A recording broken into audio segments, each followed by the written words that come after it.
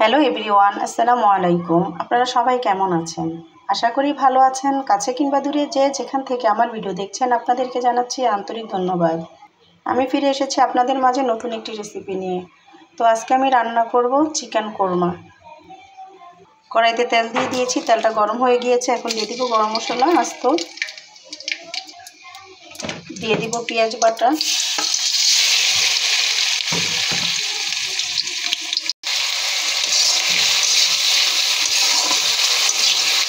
পেঁয়াজ ভাজা হয়ে গিয়েছে। দিয়ে দিব আদা রসুন বাটা, আদা রসুন একসাথে বেটে নিয়েছি।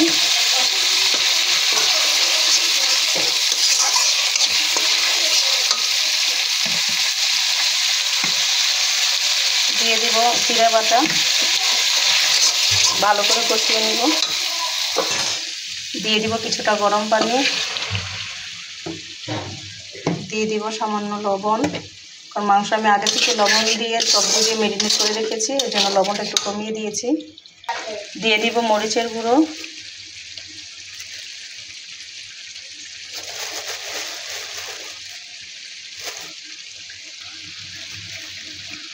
দিয়ে দিব ধনিয়ার গুঁড়ো।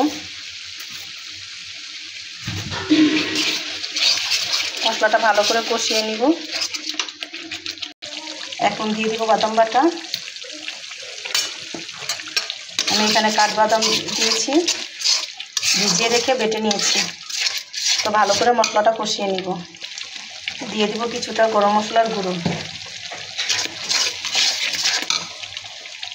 আমি লেয়ার মুরগি দিয়ে চিকেন কোরমা করব, তো আমি আগেই মুরগিতে টক দই আর লবণ দিয়ে মেখে রেখেছিলাম। তো মশলাটা কষানো হয়ে গিয়েছে, মাশাআল্লাহ কালারটা দেখেন কতটা সুন্দর হয়েছে। এখন দিয়ে দিব মাংস। আমি মুরগিটা ভালো করে কষিয়ে নিব। তো আমি মাংসটাকে ভালো করে কষিয়ে নিচ্ছি।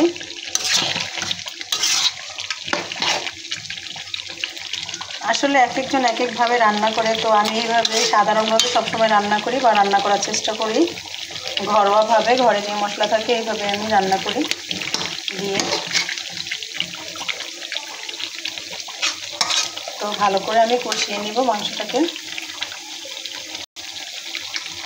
কথা বলার সময় দেখা যায় অনেক সময় অনেক কথা বলে ফেলি, ক্ষমা দৃষ্টিতে দেখবেন।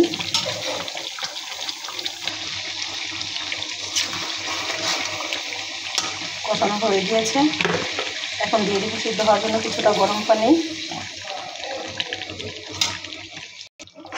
কষানোর সময় কিন্তু অনেকটাই সিদ্ধ হয়ে গিয়েছিল, এই জন্য আমি কম করে পানি দিয়েছি, গরম পানি। দুধটা কিন্তু আমি জাল করে নিয়েছিলাম। এখন দিয়ে দিব কিছুটা ঘি।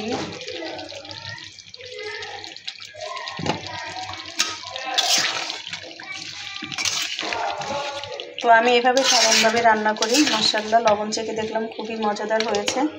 এভাবে আপনারা ট্রাই করে দেখতে পারেন। আমি এরকম মাখা মাখা ঝোল রাখবো, যেটা চিকেন কোরমা, এই জন্য একবার শুকিয়ে নিব না। তো দেখেন মাশাআল্লাহ কালারটা কতটা সুন্দর হয়েছে, খেতেও খুবই মজাদার হয়েছে, অসম্ভব মজা হয়েছে। রান্না করে না খেলে বিশ্বাস করতে পারবেন না, এতটাই মজাদার হয়েছে সাধারণভাবে রান্না করেছি তাতে।